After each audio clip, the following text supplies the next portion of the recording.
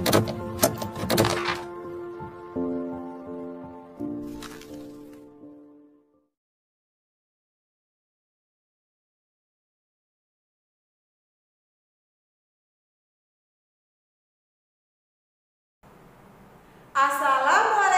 warahmatullahi wabarakatuh. Apa kabarnya anak-anakku? Alhamdulillah, luar biasa, Allahu Akbar. Yes, oke. Sebelum kita memulai pembelajaran, kita bersama-sama membaca basmalah dulu ya. Bismillahirrahmanirrahim. Baiklah anak-anakku, pada pertemuan kali ini kita akan membahas mengenai upaya pelestarian hewan dan tumbuhan. Tujuan pembelajaran: dengan menyimak video pembelajaran, peserta didik dapat menyebutkan upaya pelestarian hewan dan tumbuhan secara mandiri dan percaya diri. Tahukah kalian hewan dan tumbuhan yang ada di Indonesia seperti harimau Sumatera, badak bercula 1, anggrek, dan kantung semar telah mengalami kelangkaan bahkan hampir punah. Peristiwa tersebut terjadi karena habitat mereka yang telah berkurang, rusak, bahkan hilang. Kalian simak gambar berikut. Nah, kalian perhatikan, pada awalnya hutan yang lebat ditebang oleh masyarakat yang tidak bertanggung jawab. Lalu dijadikan sebagai lahan pertanian, bahkan bisa dijadikan rumah tinggal. Nah, kalian bayangkan kemana ya hewan dan tumbuhan yang tadinya ada di hutan tersebut?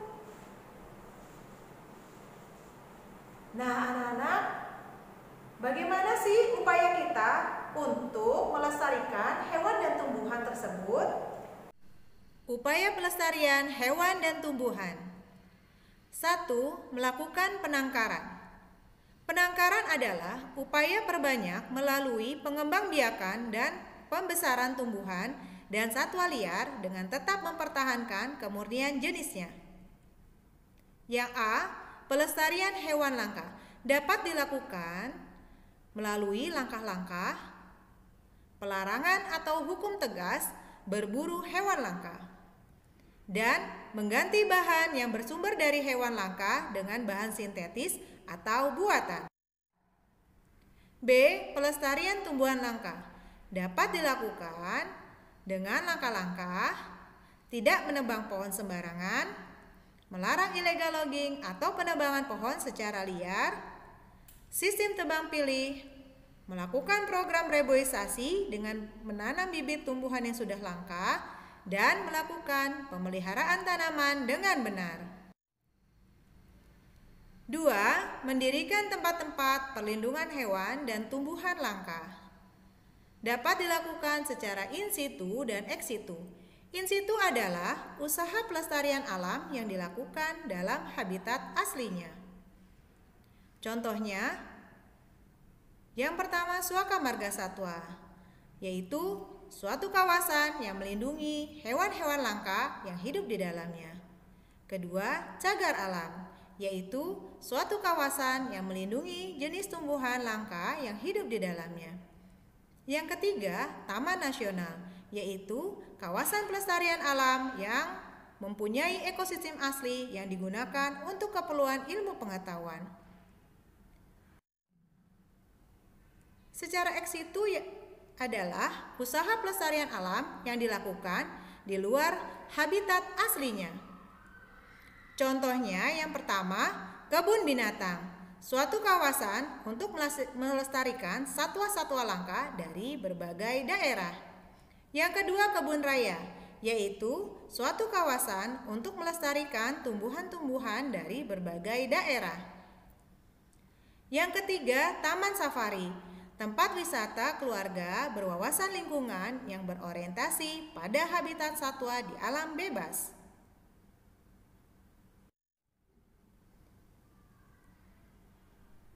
Tujuan pelestarian hewan dan tumbuhan.